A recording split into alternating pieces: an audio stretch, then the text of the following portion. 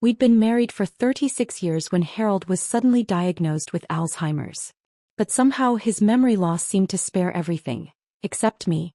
Still, I stayed by his side without a word of complaint, caring for him as though nothing had changed. Until today. I overheard him on the phone with an old friend, purely by chance. "You're acting like a stubborn 3-year-old. How does she even put up with you?" Harold's voice was flat, emotionless. "I'm just trying to push her to say it first, to ask for a divorce. Come on, you know Vivian's been struggling on her own all these years, raising kids, moving from place to place. I can't keep her waiting anymore." So that was it. The disease, this whole performance, was just a cover. An excuse to reunite with his old flame. I looked down at the bowl of noodles he'd deliberately spilled, the one I had cooked again and again without complaint. A bitter smile tugged at the corner of my lips. "Fine. If that's what you want, then let's end this." By the 13th time I wiped the grease from the corner of Harold's mouth and lifted the spoon to feed him again, my arms had already started to ache. I picked up a small bite of vegetables, coaxing him softly, "Come on, sweetheart. Just a little bit of veggies, okay?" But Harold turned his head away abruptly like a sulking child and shouted, "No. I'm not eating that." Before I could respond, he jumped to his feet and swung his arm out in frustration. Plates and bowls crashed onto the floor, shattering in all directions. The hot soup splashed onto my feet, sending a sharp sting up my leg and forcing a hiss through my teeth. He froze. There was a flicker of confusion in his eyes, as if somewhere deep down he realized he'd done something wrong. He hesitated, starting to step forward. I bit back the pain and quickly stopped him. "Don't move. Stay right there, the shards could cut you." With the way his mind works now, if he stepped into that mess he could seriously hurt himself. This was my husband, Harold Blake. Once a self-made titan, a force in the investment world, a man who had clawed his way to the top through sheer willpower and brilliance. But a year ago he was diagnosed with Alzheimer's. This disease, so silent and relentless, chips away at everything. Memories, emotions, the ability to control even the simplest actions. But the cruelest part? The first person Harold forgot was me. Harold had stopped lashing out. He just sat there now, his eyes wide and innocent, looking at me as if nothing had happened, like the outburst, the shattered dishes, the scalding soup. None of it had ever occurred. The ache in my chest tightened. Tears threatened to spill, but I swallowed them down, refusing to let them fall. Ignoring the burn on my foot, I guided him gently to the couch and turned on a cartoon to keep him occupied. He sat quietly, eyes fixed on the screen like a child, while I limped off to fetch the broom and dustpan. I knelt down and began sweeping the broken pieces from the floor, each clink of porcelain echoing a kind of quiet grief. Only when I turned on the faucet and let cold water run over my foot did the burning ease slightly. But in that moment another sting rose, one I couldn't wash away. I remembered that morning. The morning I woke up and found Harold staring at me with eyes colder than I'd ever seen. Eyes that didn't recognize me. "Who are you?" he asked, voice sharp and unfamiliar. "What are you doing in my house?" My heart sank. I picked up the phone and immediately called Caleb. The moment our son walked through the door, Harold's face softened. A smile broke across his lips. "Hey buddy. You're home." Caleb looked at me, puzzled. He hadn't yet grasped what was happening. Then Harold turned to him and asked, "Who is this woman? Why is she in my house?" That's when we knew something was deeply wrong. Caleb rushed us to the hospital. Dr. Alan Fisher was the one who read Harold's test results. He'd known us for decades.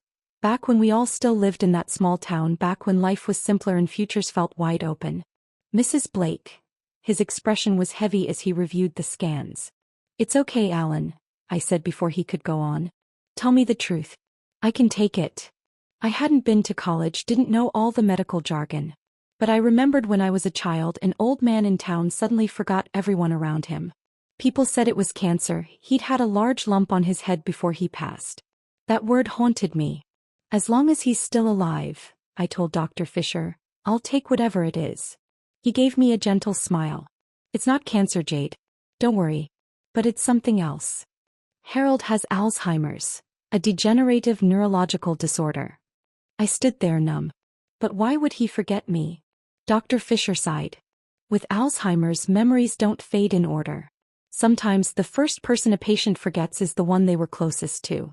The first one he forgot was you, which also means in a way you were the one he loved the most. The one he depended on most. I couldn't bring myself to smile. Not then. Not even now. But those words, the first person he forgot was the one he loved most, became the only excuse I had left to comfort myself in the long days that followed. Every time Harold turned those unfamiliar, piercing eyes on me, eyes that scanned me like I was some kind of intruder, and demanded over and over again, "Who are you? Why are you in my house?" Sometimes even shoving me roughly toward the door. I'd silently repeat Dr. Allen's words in my mind, clinging to them like a lifeline. The first person he forgot was you because you were the one he held dearest. I told myself this was what love meant, standing by someone when everything else falls apart. I couldn't give up on him.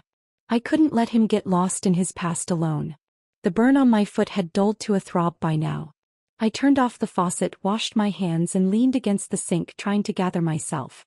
And that's when I felt it, that prickling heat of someone staring at me, sharp and insistent like a needle pressed to my back. I looked up at the mirror. Harold was standing in the doorway. In his 60s now, but still looking like a man in his prime. Thick dark hair, sharp features that still held traces of the handsome face I once fell in love with. He leaned against the doorframe, silent, watching me with wide, clear eyes, the innocent gaze of a child.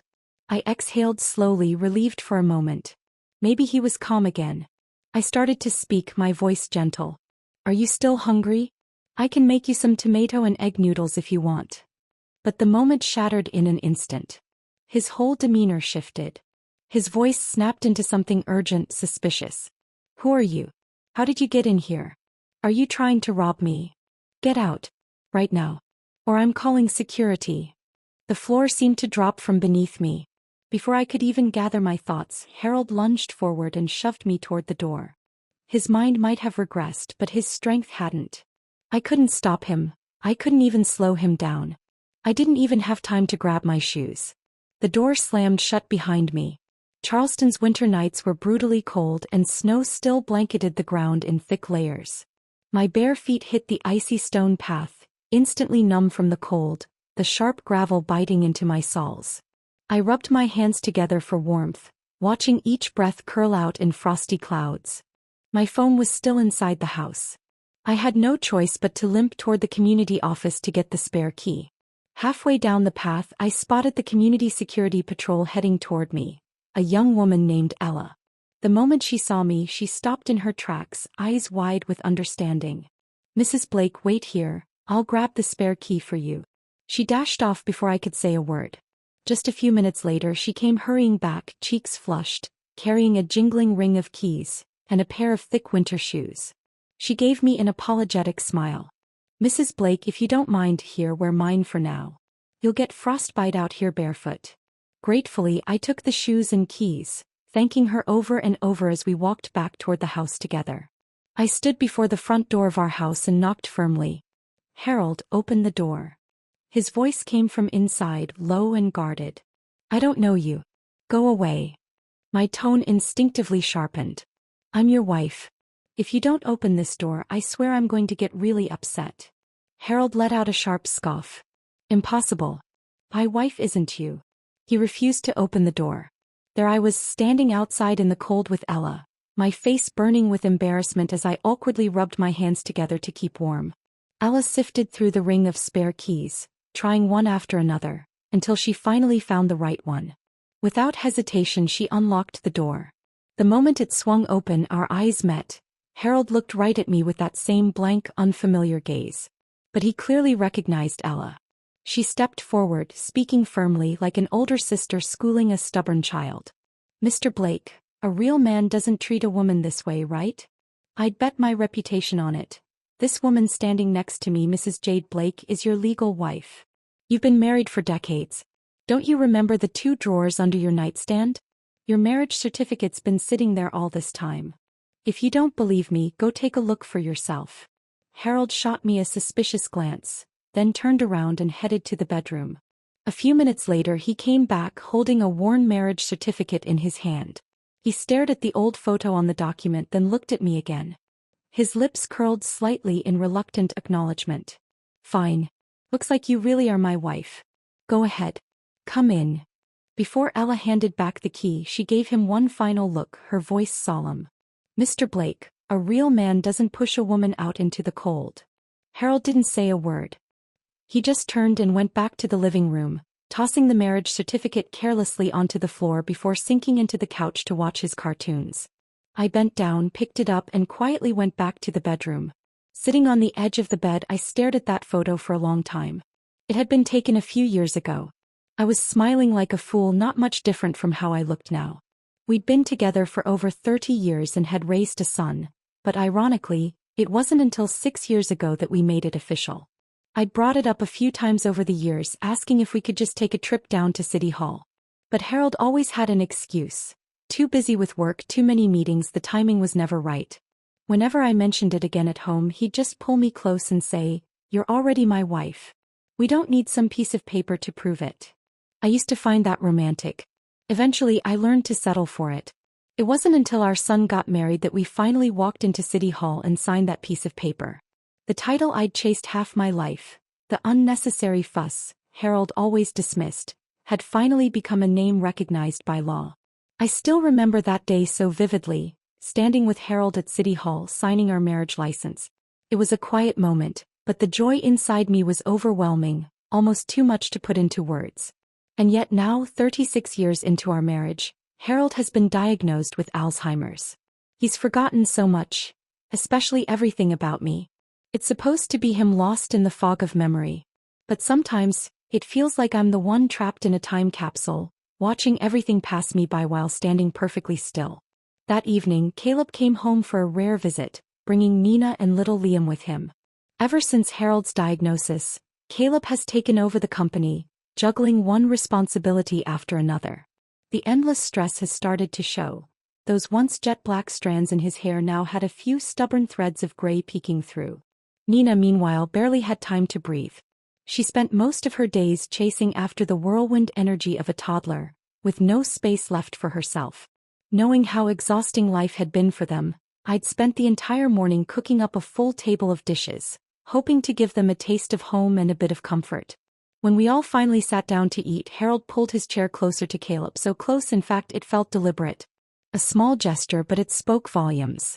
The distance, the wariness. It was as if I were just another stranger at the table. Liam scrunched up his face and mumbled, "Grandpa, you're squishing me." Caleb glanced at me, visibly uncomfortable, then turned to his father and whispered, "Dad, come on. Mom's not a stranger, and definitely not the enemy. She understands you. Don't push her away like this." Harold kept his head down, saying nothing. Me. I just sat there, my heart already tightening even before the first bite. They chatted and laughed together, a warm, intimate circle of family. From the outside it looked like a picture-perfect dinner. Only I wasn't part of it. I was just on the edge, unseen, uninvited, and achingly alone. It would be a lie to say it didn't hurt. Still, I forced a smile and reached across the table to serve everyone some ribs. "Eat up while it's hot," I said cheerfully. "Next time you come home, I'll make another pot for you." Back when we were younger, Harold was always on the road, traveling for business, flying down south to close deals. Every time he returned, I'd make him a pot of braised ribs. It became our ritual. Caleb was just a little boy back then. At night, he'd sneak over to the phone and dial Harold's number, his small voice echoing through the hallway. "Daddy, when are you coming home?" After dinner, I headed into the kitchen to clear the table and wash the dishes. I was halfway through when I glanced down and noticed Harold's empty bowl. He'd eaten everything except the ribs. That single piece of meat lay untouched, left behind as if it didn't belong. And suddenly something tugged at my chest, sharp and aching, a hollow knot rising straight to my throat. Nina came in quietly and gently placed a hand on my shoulder. "Jade," she said softly, "don't take it to heart. Harold's just like a child now. He can't tell closeness from distance anymore." I nodded, forcing down the lump in my throat, and silently went back to scrubbing dishes, letting the sound of running water drown out the ache in my heart. After tucking the kids into bed and wrapping up another long day, I still couldn't sit still. My hands, almost by habit now, reached for the cleaning cloth as I started wiping down the house again. Ever since Harold's diagnosis, we'd gone through several caregivers. But none of them lasted long. He'd either fly into sudden rages or throw tantrums over the smallest things. One by one they all left. In the end it was just me. I was the only one left who could handle him, the only one who still tried. As I wiped down the cabinets, my eyes drifted toward the bedroom. Harold was lying on his side, unmoving, his gaze fixed intently on the cloth in my hand. I moved closer to his desk, intending to wipe the surface, when he suddenly sat up and said sharply, "Don't touch that." Startled, I froze. He walked over quickly and picked up a photo frame sitting on the desk. Harold returned to the bed, cradling the photo in his hands, his eyes lost in a distant memory. And then, unexpectedly, a faint smile curled at the corner of his lips, a rare expression these days. He stared at the photograph for a long time, then gently wiped the dust from the glass with his sleeve, almost reverently. Finally, he set it down carefully on his nightstand, placing it with a kind of solemn care he hadn't shown for anything else in years. That photo, he'd always held it dear. Everything else in the house could be moved or replaced, but not that frame. Anyone who even dared to touch it would instantly see his temper flare. Under the dim, warm glow of the bedroom light, the image inside had begun to fade. But I remembered exactly what was in that picture. A group of young people, vibrant and full of life, stood shoulder to shoulder on a dusty country road, their smiles bright and carefree. At the bottom of the photo, a small caption was printed: "Community Volunteer Program, 1979 Group Photo." Right in the center stood Harold, and the woman beside him, Vivian Moore. That year, Vivian had come to our small town as a university student, part of the Community Volunteer Program. She was smart, striking, and carried herself with the unmistakable air of someone raised in the city, confident, polished, and a little condescending, whether she meant to be or not. Harold, on the other hand, was the pride of our town. His family didn't have much. His parents worked at a local factory, but he was driven, clever, ambitious. Everyone knew he was going places. Tall, good-looking, respectful, he was the kind of young man every girl in town quietly dreamed about. But me, I didn't bother hiding it. I liked him openly and wholeheartedly. My grandfather was the head of the town's community committee, so keeping my feelings a secret wasn't exactly an option. I used to bring Harold lunch and nag him about finishing his assignments. In the evenings while he attended night school, I'd sneak into the back of the classroom just to hear him read aloud. But everything changed when Vivian arrived. She and Harold were closer in age, shared a similar education, and seemed to speak the same language. They'd spend hours together in the library, sitting side by side, discussing poetry and exchanging their favorite books. I had nothing to contribute, just sat on the sidelines watching them, the unease inside me growing stronger with every passing day. I even tried to find out what kind of girls Harold liked. Someone said he admired girls who were simple and clean with ponytails. So I started wearing my hair in a ponytail every day, swinging it back and forth in front of him, hoping he'd notice. Then one day while I was delivering lunch, I overheard a few city girls chatting and laughing. "Have you seen Jade lately? She's been copying everything Vivian does. It's pathetic. Her hair's so thin and stringy like it's barely hanging on. Who is she trying to impress?" I stood in the corner, cheeks burning, biting my lips so hard I thought it might bleed. And then a cool, composed voice cut through their giggles. "Don't say that. Jade is Harold's little sister. If he hears you talking like that, he won't be pleased." It was Vivian. She let out a soft cough and added, ever so gently, "She's just a small-town girl. It's only natural that she's no match for me. But don't say such things in front of her. It won't reflect well on you." I peeked through the window and saw her expression. She was smiling politely, but beneath that sweetness was a cold, condescending glint. "She's so plain and chubby, always clinging to Harold like a stray. It's honestly embarrassing." Harold had fallen asleep clutching that photo in his arms. I lifted the corner of the blanket gently and slid into bed beside him, careful not to disturb him. It was a cold night, but I didn't dare move any closer. He still saw me as a stranger, distant, suspicious, unwilling to let me near. I kept telling myself, he's sick. You can't take this personally. You can't blame a patient for their illness. But somewhere in the haze of the night I started feeling feverish. Maybe I'd caught a chill during the day, now it felt like it was settling into my bones. Sometime after midnight, Harold suddenly shoved me awake, grumbling from the other side of the bed that he was hungry.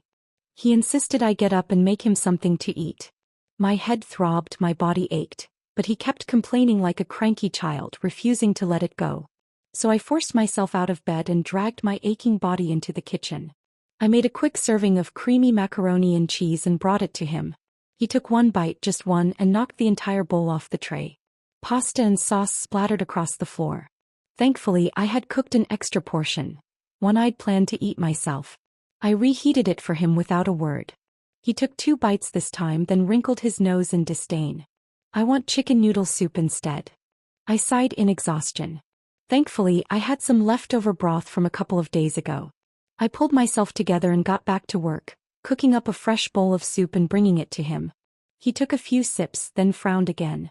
I don't want this either. I closed my eyes for a second, trying to hold back the frustration rising in my chest. Forget it, he muttered. Just turn on the TV, I want to see cartoons. His behavior was getting worse, more demanding, more petulant. Afraid he'd wake Caleb and his family, I turned on the TV in the bedroom and lowered the volume. Then I returned to the kitchen to clean up the mess on the floor. But as I made my way back toward the bedroom, I noticed something strange. The volume on the television had been turned all the way up. Loud, jarring voices filled the hallway. And through that noise I heard something else, Harold's voice. I slowed my steps, careful not to make a sound, and stepped quietly toward the door. He wasn't watching TV anymore. He was on the balcony, phone pressed to his ear, speaking with a clarity and sharpness I hadn't seen in months. There was no confusion, no mental fog, no childlike daze. His posture was firm. His voice, cold, calm, deliberate. I leaned in closer, barely breathing. On the other end of the line someone chuckled, "The way you're acting lately, throwing fits like a toddler. How does your wife even put up with you?" Harold responded flatly, "That's the point. I want to push her to the edge, to make her snap first. I want her to be the one to ask for a divorce. You know, Vivian's been on her own for years, raising her kid alone, struggling to get by. I can't keep her waiting." There was a pause on the other end. Said, "Still, is that really fair to Jade? She's just a traditional housewife. Her whole life has been about you. She doesn't know the law, doesn't know how to protect herself. You really want to force her into a divorce like this? Wouldn't it be better if you just told her yourself? At least that way she could walk away with a little dignity." Silence. And then everything inside me collapsed. So this was it. Harold wasn't sick at all. The Alzheimer's, the memory loss, the confusion, the tantrums, it was all an act. He just wanted to push me away. He wanted me to leave so he could go back to Vivian without guilt, without blame, without consequence. I stood frozen by the door, my body trembling uncontrollably. So this is what it all came down to. Everything, every tear I held back, every meal I cooked, every humiliation I endured, it was all just a stage for his clean exit. A tidy excuse to make room for an old love. Me. I had been clinging to a marriage that was already gone. 36 years. And in the end I was the only one still trying. Something inside me broke. The last of my strength gave out and the room began to spin. The bowl of soup in my hands slipped through my fingers and shattered on the floor, broth and noodles spilling across the tiles. Before my vision went completely dark, I thought I saw Harold rushing toward me. But maybe that was just a dream, because in all the years I'd loved him, that was the first time I'd ever seen him run to me. The hospital ceiling was a stark, lifeless white, and the sharp sting of disinfectant hung heavy in the air.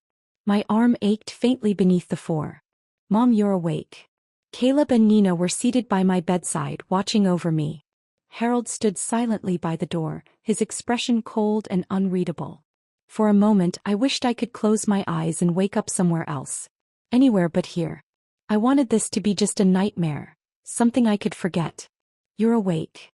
Harold stepped closer to the bed, his tone flat as if he were commenting on the weather. There was no guilt in his eyes. Not even a flicker. Just quiet indifference. Like this was all expected, like he wasn't even trying to keep up the charade anymore. He didn't bother pretending. And I couldn't understand it. How could he be this cruel? I had given my entire life to this man, poured every piece of myself into this marriage, and he stood there acting like none of it ever mattered. I didn't even realize I was crying until the tears had already soaked my cheeks. Let's get a divorce," Harold said, cutting me off before I could speak. His voice was detached, as if he were offering a weather forecast instead of ending a marriage. "Honestly," he added casually, "I was hoping you'd be the one to say it first." And then he turned around and walked out of the room. Caleb and Nina exchanged a glance. No one said a word. I sat there in silence, numb. Only then did it truly hit me, Harold's phone call on the balcony that night. He wanted me to hear it. The whole act, his so-called illness, had been a lie. A carefully crafted performance, a role he played until the script got too messy. So he simply walked off stage. And I was left behind, choking on the wreckage of a story I thought we were still writing together. The sobs came fast and uncontrollably. I buried my face in my hands and let them tear through me. Caleb reached over, placing a tentative hand on my shoulder. Mom, don't take it too hard. Maybe Dad didn't mean to hurt you. I lifted my head abruptly, my voice shaking. You knew, didn't you? You knew he was faking it. His eyes flickered and his fingers brushed his nose, his old tell whenever he lied. Of course not, Mom, he said too quickly. I only just found out too. And yeah, what he did was awful. He stood up, avoiding my gaze. I need to head back to the office. Nina, can you stay with Mom a little longer? Make sure she gets some rest. Without waiting for a response, he grabbed his coat and left.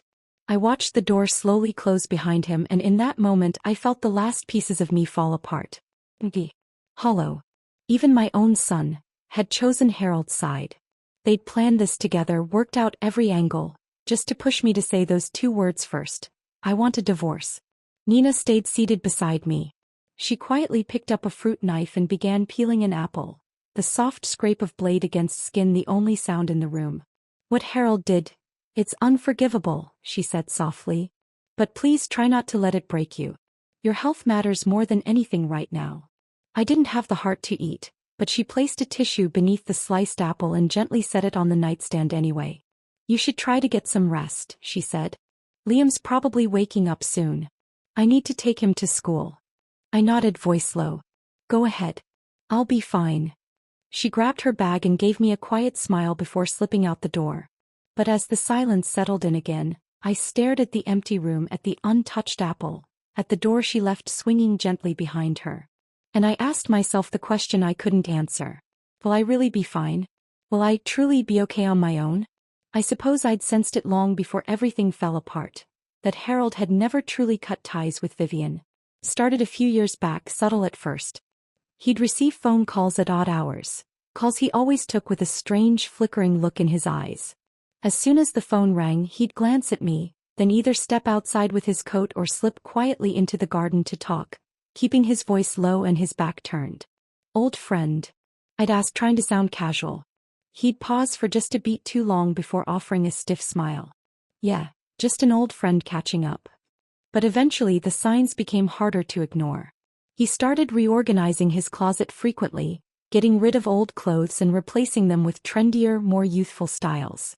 Once, while glancing at his phone, I accidentally caught sight of an unsent email draft. Just one line in the subject bar.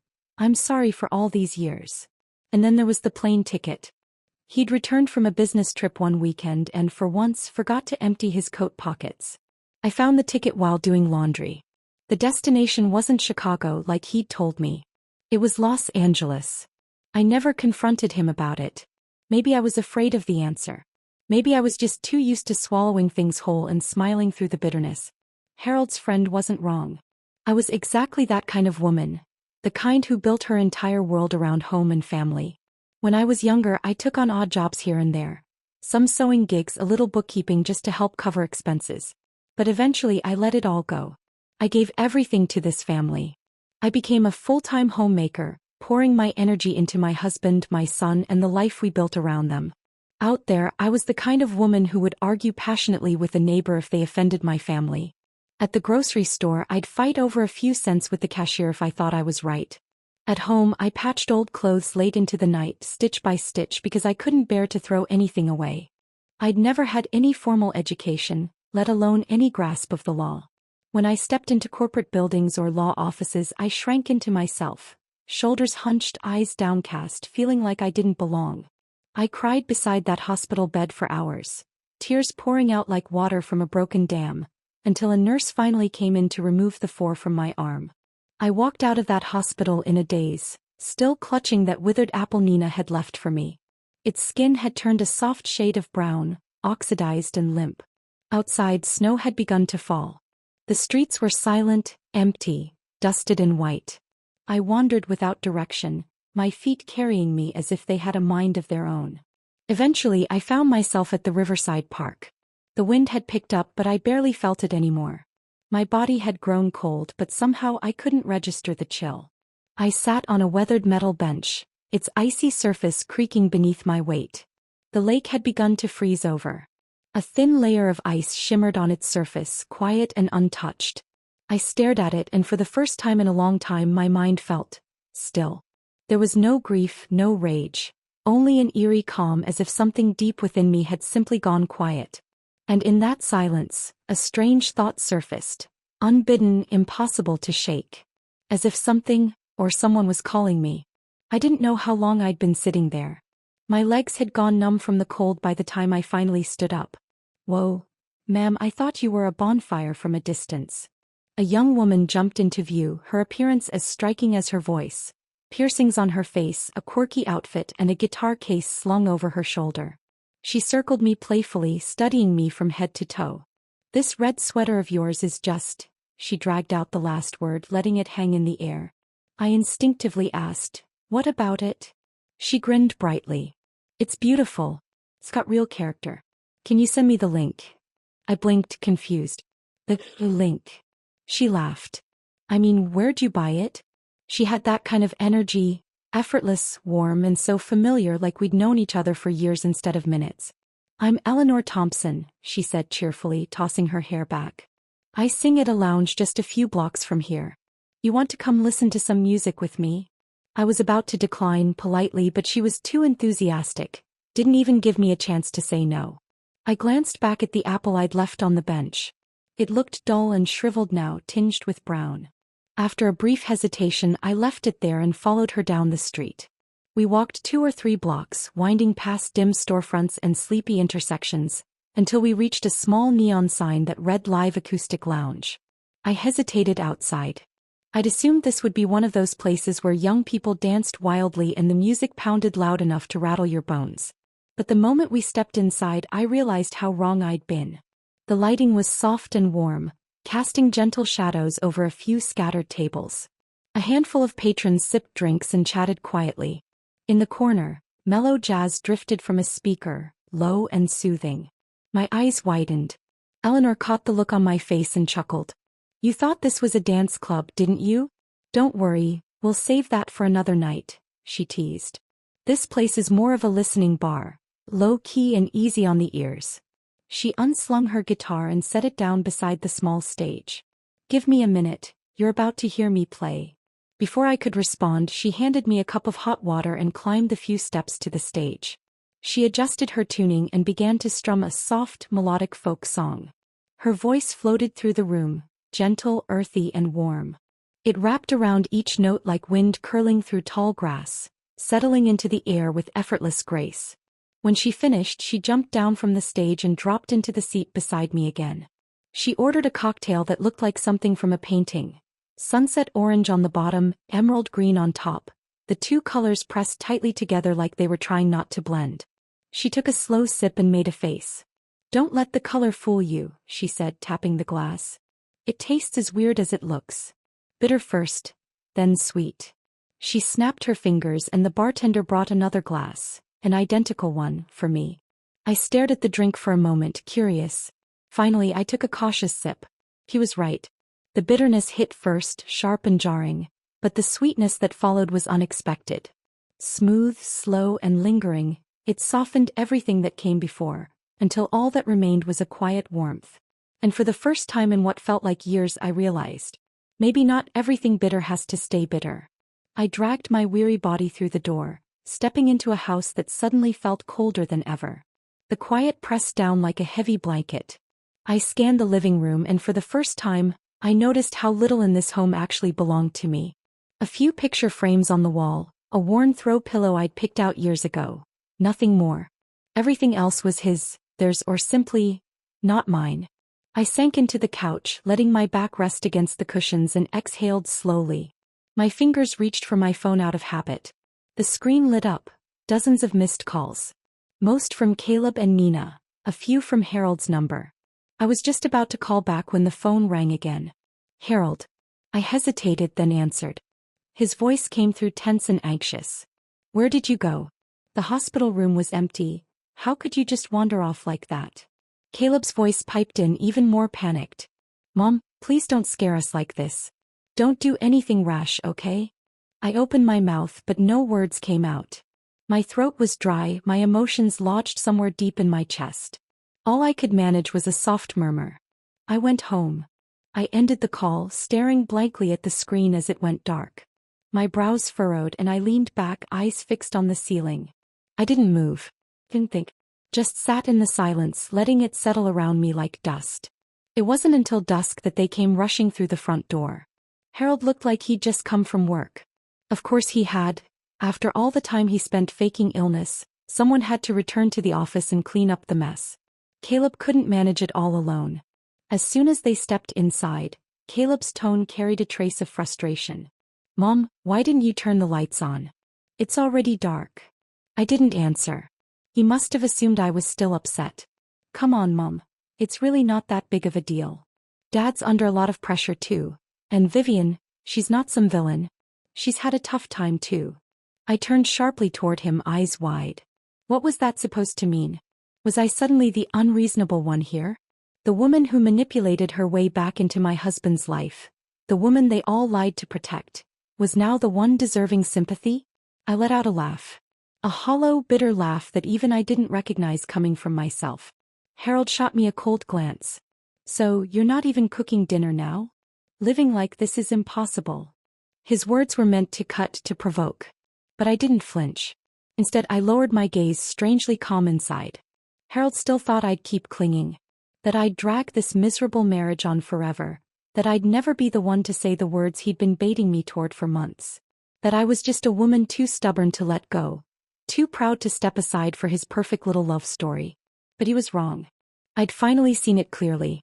This marriage I fought so hard to hold together, this family I sacrificed so much to protect, these emotions I thought I couldn't live without. If they were never really mine to begin with, then it was time to let them go.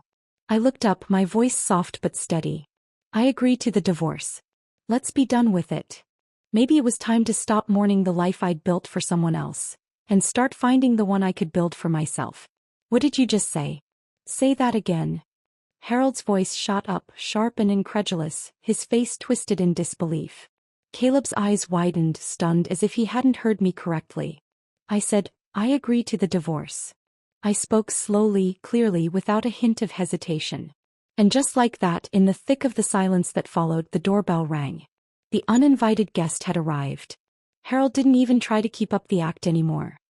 His mask was off, and the so-called old friend entered with all the confidence of someone who knew she had every right to be there. Vivian walked in carrying a grocery bag, acting as if this were her home. And honestly, if Harold hadn't given her permission, I would have never believed she'd dare show up like this. So bold, so sure of her place. I smiled faintly, watching her move about the house without the slightest hesitation. Vivian strolled into the kitchen, tossing her coat over a chair as if it were second nature. Then she returned to the living room, standing beside Harold with a bright, polished smile. Jade, I heard you weren't feeling well. I figured you all might not have eaten yet, so I brought some things to cook dinner. I hope you don't mind. Her tone was sweet, rehearsed, almost comically proper. I shrugged. Why would I mind? After all, I'd already made up my mind. I wasn't going to play the unpaid housekeeper in this story anymore. Vivian's smile widened, blooming with self-satisfaction. She wore a pale green dress that hugged her figure perfectly, a tailored wool coat draped over her shoulders, her hair neatly twisted into an elegant chignon. Not a single detail out of place, she still wore that age-proof poise like a second skin. Her eyes scanned me from head to toe, that old, familiar sense of superiority simmering beneath her polished exterior. That look that said, you never measured up to me and you never will. She took over the kitchen like it had always been hers. Harold trailed after her, assisting with a natural ease that spoke volumes. Caleb, meanwhile, had shut himself away in the study, busying himself with work. I turned and walked to the bedroom, pulling out the suitcase I hadn't touched in years. I began packing. The suitcase wasn't even full, but for the first time in decades I felt light, unburdened. When I wheeled it back into the living room, the dining table was already set, dishes steaming, the air thick with the scent of spices. Vivian emerged from the kitchen, still wearing an apron, beaming as if she'd just won something. "Jade, I remember you used to like bold flavors. Come try some, I just finished." She spoke like she belonged there, like she was the rightful woman of this house. Then with an exaggerated pout she turned to Harold. "Harold, help me untie this apron, it's way too tight." He stepped forward without hesitation, his hands moving familiarly around her waist. My eyes burned, tears pricking behind my lashes, but I still smiled. I clutched the handle of my suitcase and looked at them calmly. "Harold, make time to finalize the divorce papers." And I walked out.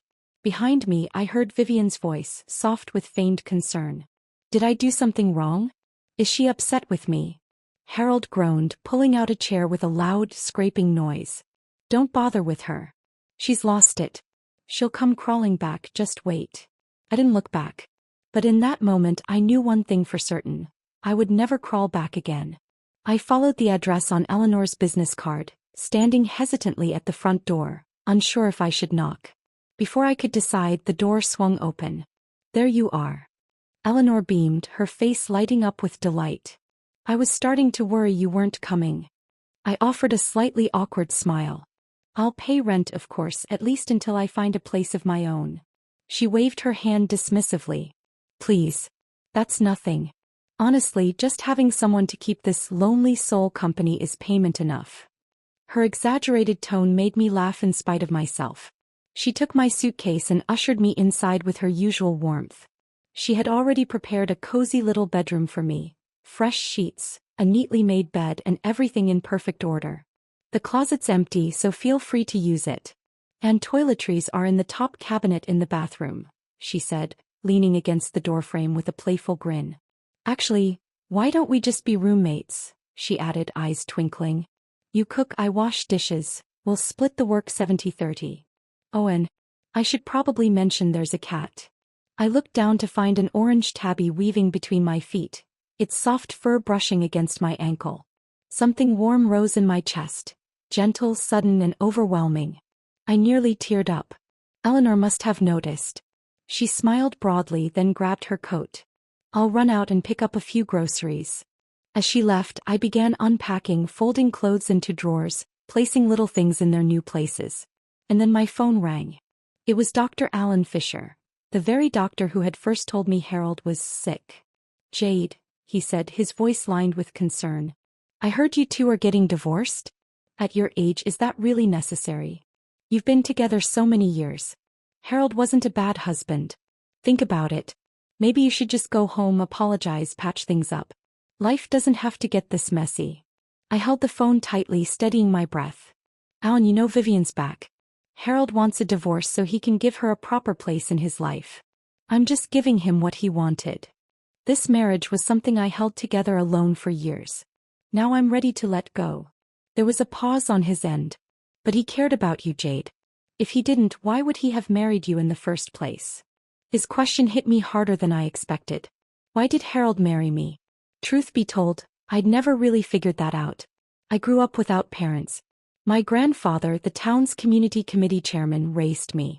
I was bold and headstrong even back then, chasing Harold openly when most girls only dared to admire him from a distance. Everyone in town knew I liked him. And Grandpa never stopped me. If anything, he encouraged me with a proud smile. "Loving someone isn't wrong, Jade," he used to say. "But forcing someone to love you, that's where people go astray." At the time, I didn't understand the weight of his words. But Grandpa always told me, "Remember this, Jade, everything I say comes from life experience." He'd ruffle my hair and say with certainty, "If you love someone, go after them. Don't be afraid to look foolish." With his backing, I grew bold, maybe too bold. I shut out every girl who tried to get close to Harold. I guarded him fiercely, claimed space where I could, did everything to prove I belonged beside him. But the one thing I couldn't stop was Harold's own quiet signals, to someone else. I still remember that letter. That carefully written love letter Harold spent months drafting. The one I eventually, unknowingly, delivered to Vivian myself. My hands had trembled when I realized what I'd done. And yet back then I still believed that if I just held on tightly enough, he'd eventually choose me. Now I knew better. Harold once told me I was the person he trusted most. He handed me a letter one day and said it was important, something that could determine his future. He wanted me to deliver it personally to a specific address. I didn't hesitate. I took the letter and followed his instructions without question. But when I arrived, it wasn't some office or mailbox waiting for me. It was Vivian and a few of her friends. I froze, confused, instinctively turning to leave. One of them called out, "You're here to deliver a letter from Harold, aren't you?" Panic rose in my chest. I tried to play it off, shaking my head, pretending they had the wrong person. But my nerves gave me away. Someone stepped forward and snatched the letter right out of my hands, sneering as she did. "Wow. He really trusts you, huh? But even if you peeked, you probably couldn't understand a word of it anyway, not with your level of education." Laughter broke out around me. They tore the envelope open and began reading the letter aloud, line by line, like it was some kind of show. "Dear Vivian, you are the sunshine of April, gently warming the corners of my world. I like you. Would you be willing to be with me?" They erupted into teasing and giggles. Vivian blushed, her friends nudging her forward, urging her to respond. I stood in the background, my face burning, eyes stinging with tears I couldn't hold back. I turned and ran, humiliated, heartbroken, sobbing all the way home. At the time I told myself it was inevitable. They were a perfect match. Talented, beautiful, from the same world. Of course they'd end up together. But to my surprise, Vivian turned him down. She'd received a notice to return to the city for a job assignment. She had to leave the town behind. When the day of her departure came, Harold didn't even show up to see her off. He stayed locked in his room, disappearing into silence. The next day something shifted. He showed up outside my window, standing there without saying a word, just watching. Eventually he knocked on the door. "Jade," he said quietly, "would you sit with me and read for a while?" Without hesitation I agreed. We fell back into our old rhythm, sitting side by side at the table, reading, laughing. Those moments felt like a second chance, a gentle return to something I thought was gone forever. A few months later, word came that Vivian had married someone in the city, and was already expecting a child. She seemed to be living a good life. I hesitated, unsure whether to tell Harold. When I finally did, he didn't even flinch. His expression was blank. "What does that have to do with me?" His cold indifference brought me an unexpected flicker of joy. If she no longer mattered to him, maybe I still stood a chance. And from there, everything fell into place. Eventually I became Mrs. Blake, just as I'd always dreamed. When my grandfather fell ill, he called Harold to his bedside. "Jade's the one I worry about the most," he said, his voice frail. "Harold, promise me you'll take care of her. For life." Harold nodded. Only then did Grandpa close his eyes in peace. "But oh Grandpa, you were always so good at reading people, except this once. In the end you still got him wrong." Later Harold was admitted to college. Me. I went to work in a factory, taking on long shifts in the heat and grime, earning enough money to support his studies. My skin grew rough and sun-darkened, my hands calloused from labor. But every night I thought of him, wondering if he had enough to eat, if he was warm, if he was okay. I only visited him once during those years. I'd scraped together an entire year's worth of tuition and living expenses, stuffing it into an envelope before boarding a train that took 3 full days to reach his city. When I finally saw him again, he was walking through campus in a plaid shirt, books under one arm, chatting with classmates, his face lit with the earnest glow of youth. At that moment I felt all my exhaustion melt away. I called his name. He turned, startled. When he saw me, a flicker of surprise crossed his face before he quickly led me outside the gate. "I told you, you could have just mailed the money. Why come all this way?" I looked up at him with a sheepish smile. "I missed you," I said softly. "I just wanted to see if you were doing okay, if you were eating enough, staying warm." That was all I wanted back then, just a glimpse of his world, a moment in his day, a place somewhere in his heart. Maybe it was that foolish persistence of mine that finally moved Harold. Maybe that's the only reason he chose to walk this road with me back then. I let out a quiet sigh. The divorce. It's for the best, for both of us. Why did Harold marry me in the first place? Perhaps it was a mix of disappointment over his so-called true love, a sense of obligation after my grandfather's final plea, and maybe even a flicker of guilt for how I worked my hands raw just to put him through school. It took me years, but I've finally come to terms with it. After spending a few days at Eleanor's place, I started to feel steady again. I'd found my footing. And so, I decided it was time to go see Harold. One last time. I packed the divorce papers and the property settlement agreement and for the first time in my life, stepped into that towering office building I used to think was far beyond my reach. The security guard at the front desk stopped me right away. "Ma'am, who are you here to see? Do you have an appointment?" I shook my head calmly. "I'm here to see Harold Blake. I'm his wife. I'm here to discuss our divorce." The words fell into the air like a dropped glass. Heads turned instantly. Employees nearby glanced up, their eyes filled with curiosity, gossip already churning in low murmurs that rippled through the lobby like a rising tide. "Wait, isn't the boss's wife that woman in the pencil skirts who's always walking around the office like she owns the place? Who's this?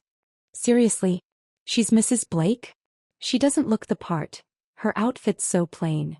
Oh my God, this is wild." I didn't flinch. Instead, I pulled out the folder from my bag, flipped it open, and held up our old marriage certificate for everyone to see. The lobby erupted. And right on cue, Caleb burst out of the elevator, eyes wide the moment he saw me. "Mom? What are you doing here?" I gave him a composed smile. "I came to get a divorce."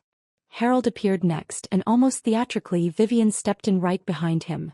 Perfectly timed, perfectly poised, playing the part of the wounded woman standing quietly by her man's side. The murmurs grew louder, more chaotic. "Whoa, this is like something out of a drama. The wife, the mistress, this is getting too real. So, who's the real Mrs. Blake now?" Harold's expression darkened as he scanned the crowd. "Enough," he snapped. People scattered instantly. I handed him the folder. He opened it, and the moment his eyes landed on the words divorce agreement, his lips curled into a cold, condescending smile. Well, you really know how to put on a show," he sneered. "How the hell did you figure all this out?" I raised a brow. So that's what he meant by all this? The terms of the property settlement? Did he really think I'd be clueless forever? That I'd beg to stay, humiliate myself, plead for scraps? Or maybe he never imagined I'd beat him to the finish line. He didn't know Eleanor had opened my eyes. She was the one who reminded me, this isn't the old world anymore. Divorce isn't a man's game. His word doesn't dictate the outcome. He even connected me with a lawyer. A sharp one. Together we drafted the agreement line by line, spelling out every clause with clarity and precision. Harold's face tightened, his anger simmering just beneath the surface. With a mocking edge to his voice, he muttered, "You actually have friends now?" I met his gaze without flinching. "I do now." It was true. For years I'd revolved around this family, pouring every ounce of energy into it while never truly having a life of my own, let alone a friend. But that chapter was over. Vivian stepped forward just in time, her voice soft and saccharine. "Jade, don't take it the wrong way. Harold's just worried about you. He doesn't want you getting mixed up with the wrong crowd." I looked at her perfectly made-up face, that gentle tone, the polished grace she always wore like armor. But beneath it I saw her clearly for what she was. She was the wrong crowd. I cut her off, my voice firm with impatience. "I don't need your concern, and I certainly don't need your advice on who I should be friends with. I'm perfectly capable of making that judgment myself. My life doesn't need either of you dictating how I should live it." I pulled out a document from my bag, my tone crisp and final. "The divorce agreement is ready. Let's take it straight to the courthouse. I have other things to do. Don't waste my time. I'm trying to start a new life." Caleb stepped forward and grabbed my arm, his expression tense. "Mom, don't do this. I know Dad was wrong, but he deserves a chance to pursue his happiness too." I yanked my arm free, my voice cold and cutting. "I don't have a son who takes someone else's side over mine." Looking at him, standing there like a neutral mediator, rational and detached, I felt a wave of nausea. So cleanly, so easily he turned away from me. And in that moment I truly regretted bringing him into this world. Harold stood off to the side, his jaw twitching slightly, but he didn't argue. Instead, his tone shifted into something eerily calm. "Fine. If you're that determined, let's go file the papers.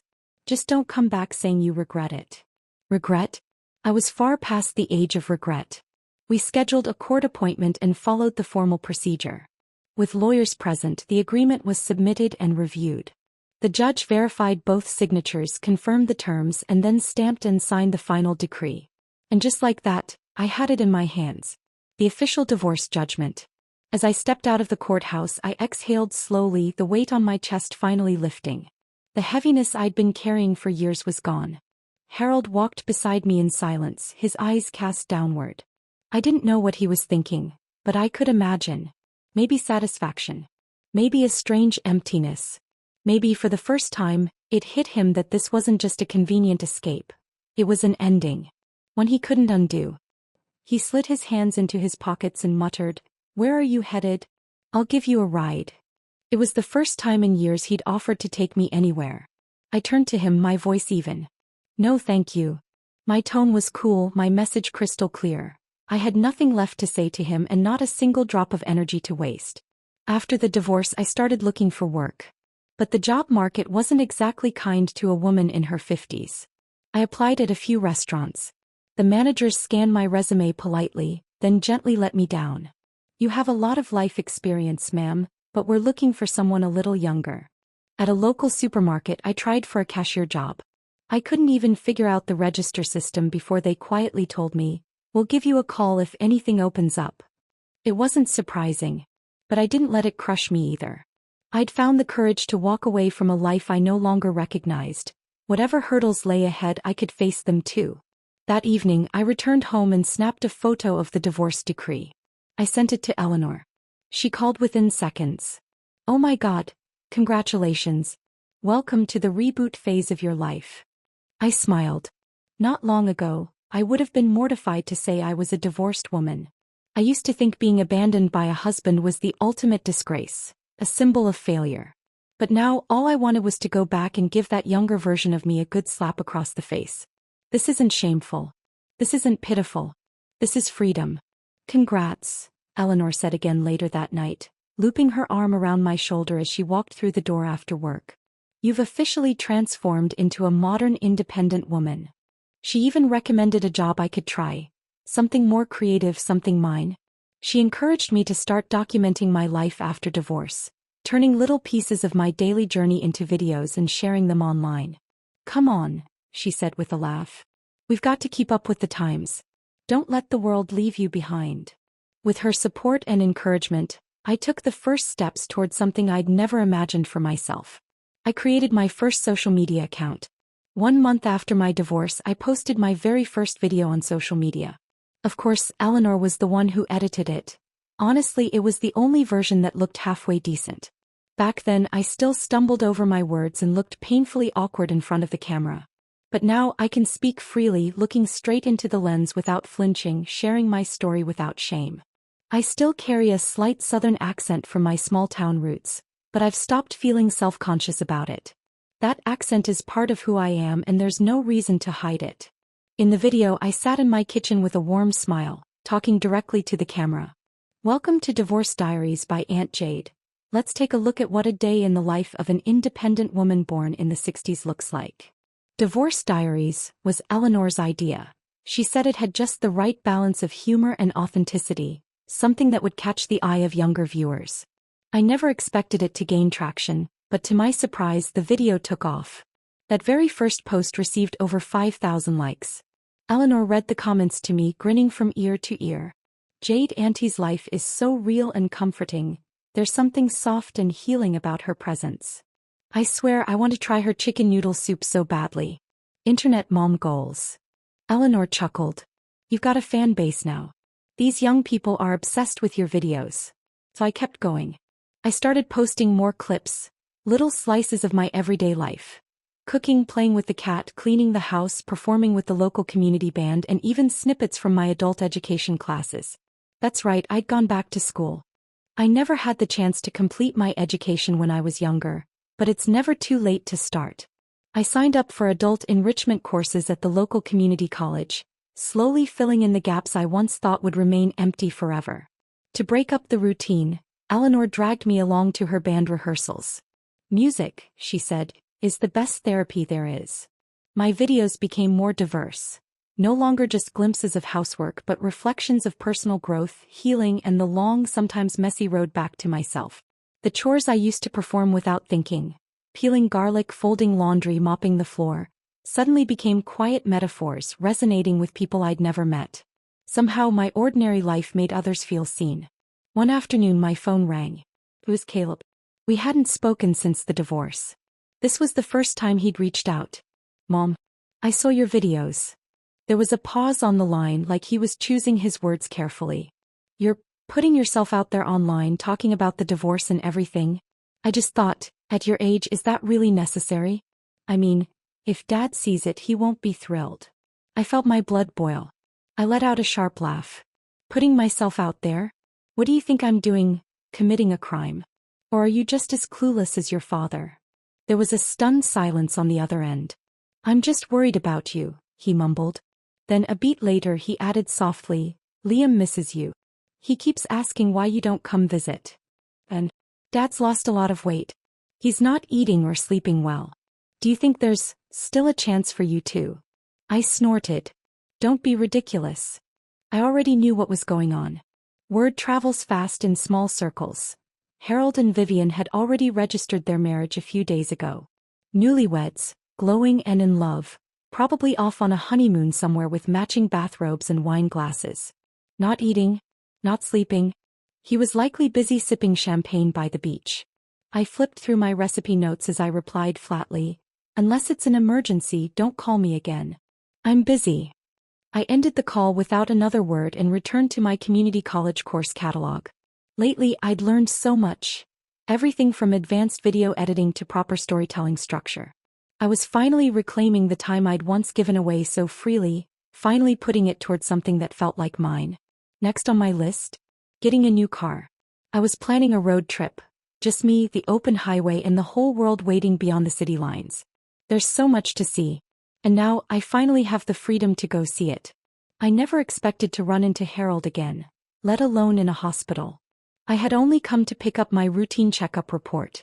But just as I stepped into the lobby, I saw him, arm in arm with Vivian, walking toward me. I instinctively turned my head, planning to walk right past them like I hadn't seen a thing. But Vivian made sure that wouldn't happen. "Well, isn't this a surprise?" she called out sweetly. "Jade, what brings you to the hospital?" "Not feeling well." As she spoke, she lifted her hand ever so casually, flashing the glint of a large diamond ring, making sure I couldn't miss it. She wanted me to see it, to know that they'd officially tied the knot. I gave her a brief glance, then turned my eyes to Harold. For a second his expression faltered. A flicker of panic crossed his face, small but noticeable. "Are you okay?" he asked quickly. "Did you see a doctor? How have you been?"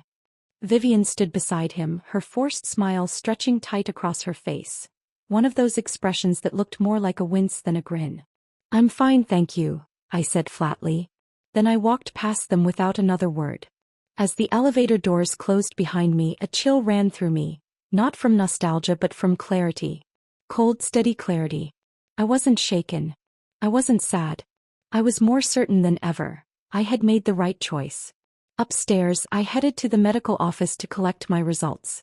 Dr. Alan Fisher was already flipping through my report when I walked in. He glanced up, eyes scanning me for a moment. "Well, from the numbers, you're in excellent health," he said with a warm smile. "Actually, you look better than ever, glowing even. Your skin looks brighter, your energy's better. I'd say the divorce suits you." He chuckled. "I hear you've been doing some kind of lifestyle videos online? My wife's a huge fan. She follows you religiously, says she wants to start her own channel now." I nodded. "It's just a little something to keep my days in rhythm. I've got time, and a young friend encouraged me to give it a try." I never expected it to get so much attention. But then Alan's smile faded, his tone shifting. "Is it really over between you and Harold?" He hesitated, then added, "From the way he looked earlier, I don't know. I don't think he's over you."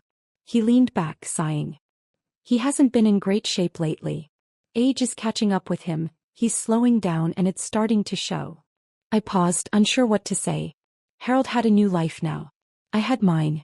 We had drifted so far apart it felt like we lived in separate worlds.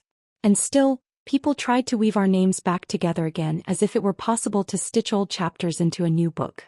Why do people do that? Why do they keep trying to piece together a story that's already ended? Why insist that two people who have already gone their separate ways should somehow find their way back again? People from our generation always say, don't break it, fix it. They think staying together is the noble thing, the right thing, the only thing. But today's younger generation understands something better. Sometimes the truest kindness is letting go. Sometimes walking away is the most dignified closure you can give each other. I sat quietly for a moment, then said softly but firmly, times have changed, Alan. When love no longer fits, you don't keep wearing it out of habit. I'm not going back to Harold. That chapter's over. Alan rubbed the bridge of his nose, clearly a little embarrassed by how firmly I'd shut it down. You're right, he murmured. I just wanted to see you happy again. We've been neighbors so long, it's hard not to care. Then, after a beat of hesitation, he added quietly, but, Jade, this time Harold really is sick. Sometimes fate really does have the cruelest sense of humor. Harold, who once faked Alzheimer's just to push me away, had now been truly diagnosed with early-stage Alzheimer's disease. When Alan told me, I simply shrugged. So what? Taking care of Harold wasn't my responsibility anymore. That role had long been passed on to someone who supposedly belonged there now. I didn't have time for sympathy, much less nostalgia. I had continuing education classes to attend, driving lessons to schedule, content to film, and videos to edit for my social media page. But just as I was finally throwing myself wholeheartedly into my new life, the storm hit. It started small, just a few bitter comments under my videos. At first, I could laugh them off as I read them aloud to Eleanor, trying to stay detached. This so-called sweet homemaker is just another clout chaser riding the divorce wave. I used to know her from our old town. Trust me, she was always a mess, constantly clinging to her ex-husband. Don't be fooled by her innocent act. She's not who she pretends to be. Always scheming, always after other people's men. I tried to keep my composure. I really did. I thought they were just a few toxic voices shouting into the void. But the next few days proved me wrong. More people began piling on. Strangers, followers, trolls. The comment section turned into a mob scene full of slurs and accusations. Some even messaged me privately, hurling vile words I'd never imagined strangers would dare to say. It was vicious. Merciless. I'd never seen anything like it. The same people who once found comfort in my warmth and daily routines now flipped overnight, as if they'd been handed a new script to read from, a new villain to hate. I stopped uploading. Even logging into my account made my chest tighten. I hovered over the delete account button more than once. Eleanor noticed right away. Furious, she slammed her phone down and said, "No way. We're not letting them do this to you." She immediately started digging, determined to trace the origin of the smear campaign. Eventually she found it. A post from a so-called women's empowerment account. Anonymous submissions, tear-soaked stories meant to tug at people's hearts. And buried there was a letter that lit the match. I lost my lover to a woman who trapped him for years. Even after fate finally brought us back together, she refused to let go. She uses their divorce as publicity, uploading videos of her new life, just to lure him back in. He's worn out, underweight, emotionally drained, and I ask myself every day, how much more can I take? Below the post, commenters began linking my social media account, not by name but by suggestion. Some tagged me directly. Others left subtle breadcrumbs, fueling the fire. Then came the so-called insiders. You know that woman with the videos? Her ex-husband has Alzheimer's and she's exploiting it for attention. And just like that, a lie snowballed into a narrative.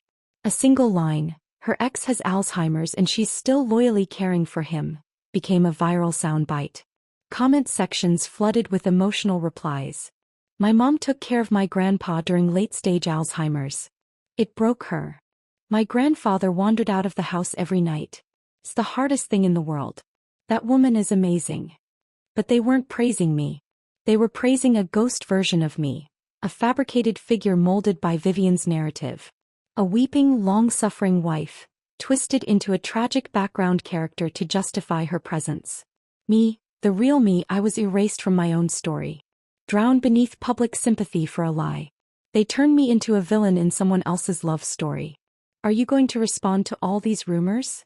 Eleanor asked, her tone cautious but firm. I didn't have an answer right away.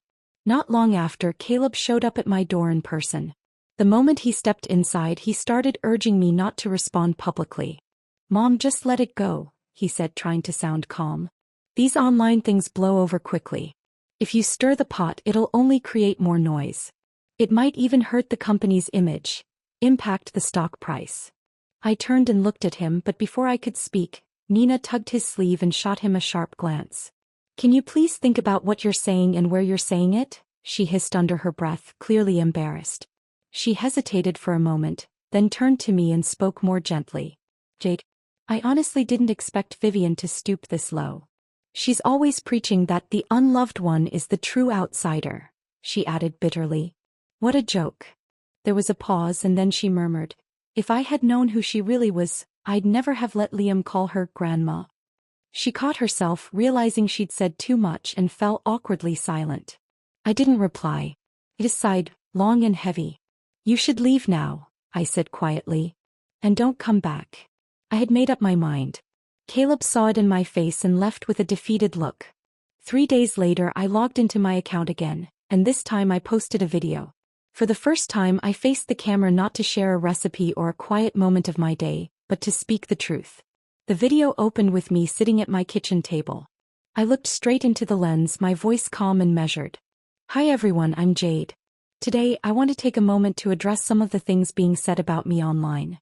Some say I'm a typical housewife, that I lack education, that I don't know how to dress, that my life once revolved entirely around my husband and child. And to be honest, that used to be true. But then one day my husband started pulling away. Later he was diagnosed with early-stage Alzheimer's. It's not a terminal illness, but it does take patience, lots of it, to care for someone going through that. At first I believed it was just part of marriage, standing by each other, growing old together. But eventually I realized he wasn't really sick. It was all a lie, a performance meant to push me into filing for divorce. He said I was too plain, too unrefined, not educated enough. 36 years of marriage, and just like that he was ready to walk away. Our marriage certificate was issued 6 years ago. Our divorce, less than a year old. And now he's remarried. I held up the court-issued divorce decree for the camera to see, forcing a small, awkward smile. I'm not asking for sympathy. I just think every person who's been silenced deserves to be heard. My throat tightened as I spoke those words. That old wound, buried so deeply, had cracked open again, but I knew this moment was necessary. I had to reclaim my voice. When the video went live, the comment section stayed quiet for a long while. Then slowly the tide began to shift. People began digging into the timeline, cross-checking facts, questioning the stories they'd been fed. Some even found old photographs and shared them online. "I'm a travel photographer," one user posted. "Over the years I captured this same couple in different cities. Turns out, that was Harold and Vivian. There they were, hand in hand, smiling in cafes, strolling down unfamiliar streets, leaning into each other like lovers in a postcard. Those business trips Harold used to take? Just romantic getaways with someone else." Even Ella, the community worker who used to help clean the house, chimed in. "I always thought something felt off. Harold wasn't sick. That winter when he locked Jade out in the snow, he didn't look like a man with Alzheimer's. He looked like someone putting on a show." As more and more people came forward, the narrative unraveled. The sympathy shifted. The truth surfaced. The tide turned. People no longer saw me as a manipulative ex-wife or a fame-hungry homemaker. They saw me for who I really was. A woman who had been lied to, betrayed, and discarded, yet somehow still found the strength to rise. And Harold and Vivian? Their perfect image shattered. The words betrayal, manipulation, and publicity stunt clung to them like stains they couldn't scrub away. That's when I received 2 unexpected messages from my blocked contacts. One was from Caleb. "Mom, I'm sorry. Please come home." The other, shockingly, was from Harold himself. "Jade, I'm sorry. I'll end this marriage."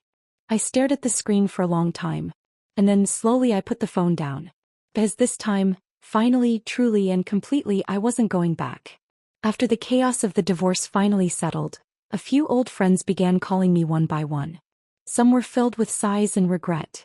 "Vivian was so desperate to leave for the city back then," one said. "She didn't even hesitate to walk away from Harold. But once she saw him rise in the business world, she came back, all soft eyes and sweet words. Jade, I hope you're not taking it too hard. I took a sip of my coffee and answered calmly, why would I be sad? The only thing I regret is wasting so many years on someone who was never worth it. There was a moment of silence on the other end, like they hadn't expected me to be so clear-eyed. Then came a quiet, wishing you happiness, before the line went dead. I'd also heard that Harold's condition had worsened. His Alzheimer's had progressed to the middle stages. He now suffered frequent outbursts, throwing things, losing control, slipping further into confusion. The one who used to bear it all was me. Now it was Vivian's turn. She fought so hard to insert herself into that marriage, but in the end Harold never followed through on that dramatic text where he promised to leave her. He stayed, trapped in the life he'd chosen. But none of that was my concern anymore. I had my own plans now. While I still had strength in my bones and clarity in my mind, I was determined to go out and see the world. 3 years, it's not too long, not too short. But it's enough. In that time I read more books than I ever had in my entire life. I reclaimed the knowledge I'd once missed out on and found a whole new community online. Many of them called me Internet Mom, or Aunt Jade, and I laughed, saying I'd accidentally adopted a whole bunch of kids across the internet. I got my driver's license, saved up and bought a little car, and I started traveling. I'm going to miss you, Aunt Jade. Eleanor stood by the car helping me tuck my suitcase into the trunk. Safe travels, she said, pulling me into a hug. Enjoy every moment. After we said goodbye, I took a small detour before hitting the road. I went back to the old house. The one Harold and I first lived in after getting married. It had gathered dust over the years, but somehow still held a trace of warmth, like the echo of a simpler life. I stayed for a few quiet days. Out in the backyard, I tilled the soil where the garden used to be and planted a row of autumn wheat. Before I left, I asked a kind neighbor to check in on the place. She'd lived nearby for decades and was happy to help. She spotted my travel map sticking out of my bag and asked curiously, "So, where are you off to?" I smiled, resting my hand on the car door. "South first," I said gently. "And when fall rolls around, I'll come back to see how it's grown." The sunlight spilled across the windshield as I turned the key in the ignition and pressed down on the gas.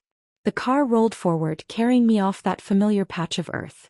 This time I wasn't running away from anything. This time I was finally setting off, for myself. As I headed farther south, the air grew warmer, the sky brighter, and that floral dress, tucked in the back of my closet for years, never daring to be worn, finally saw the light of day. The breeze lifted its hem as I walked barefoot along the beach, sunlight dancing on my shoulders. Every day my social media inbox buzzed with messages. "Auntie Jade, where did you wander off to this time? Don't forget to post some videos." "Internet Mom, I'm still stuck in the office. Go out and see the world for the rest of us, will you?" When harvest season came around, I drove back to the old house and returned to the little patch of land I'd planted with autumn wheat.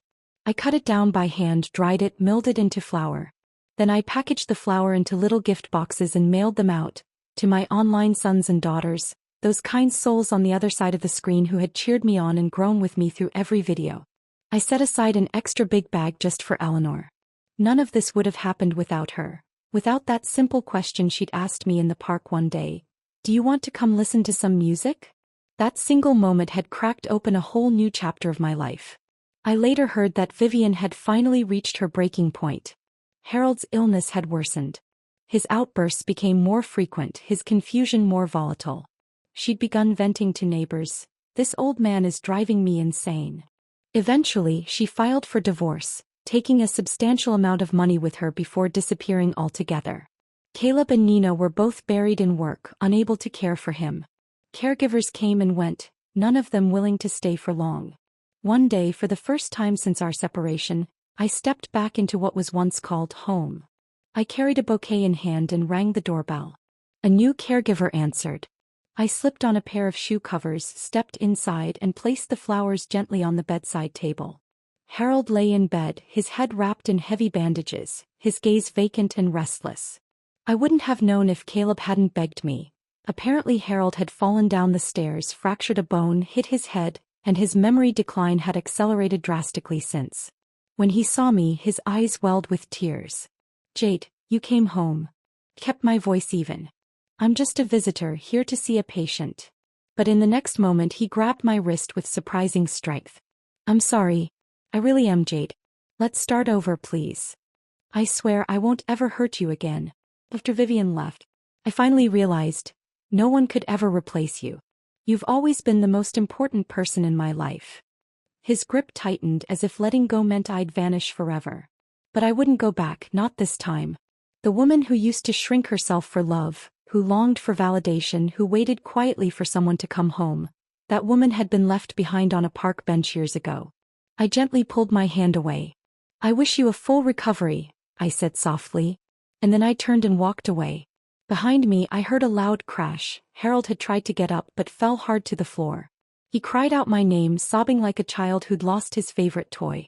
I didn't look back. Maybe he was truly sorry now. Maybe he'd finally learned what it meant to lose something that can't be replaced. But none of that mattered anymore. My life had moved on. One evening my phone rang. It was Caleb.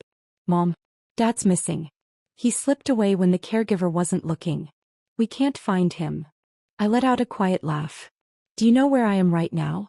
I'm at Yellowstone National Park. I'm probably hundreds of miles from home. There was a pause, then the line went dead. Later he sent a message.